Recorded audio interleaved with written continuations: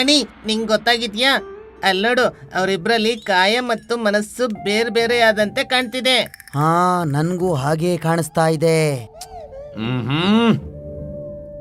ಸರಿಯಾಗಿ ಕಾಲು ಒತ್ತಕ್ಕೋ ಬರೋದಿಲ್ಲ.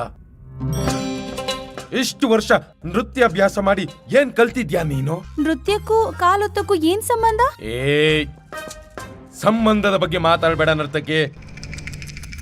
ಈ ಸಮಯ ವಿಜಯನಗರದಲ್ಲಿ ಸಮಯದ ಪರಿವರ್ತನೆ ಚಕ್ರ ತಿರುಗುತ್ತಿದೆ. ಯಾವಾಗ ಎಲ್ಲಿ ಯಾರು ಶತ್ರು ಜೊತೆ ಸೇರ್ತಾರೋ ಒಂದು ಗೊತ್ತಾಗ್ತಾ ಇಲ್ಲ. ಸ್ವಲ್ಪ ಜೋರಾಗಿ ಕಾಲೊತ್ತು. ಅಷ್ಟು ಜೋರಾಗಿ ಒತ್ತಬೇಡ, ಸ್ವಲ್ಪ ಮೆಲ್ಲಗೆ ಒತ್ತು. ಒಂದ್ಸಲ ಹೇಳ್ತಾರೆ ಜೋರಾಗಿ, ಮತ್ತೊಂದ್ಸಲ ಹೇಳ್ತಾರೆ ಮೆಲ್ಲಗೆ. ಸರಿಯಾಗಿ ಕಾಲೊತ್ಬೇಕಂದ್ರೆ ನಮ್ಮ ಮುಂದೆ ತಬಲ ಬಾರಿಸಿ, ಅನ್ಯತಾ ನಾ ಹೋಗ್ತೀನಿ.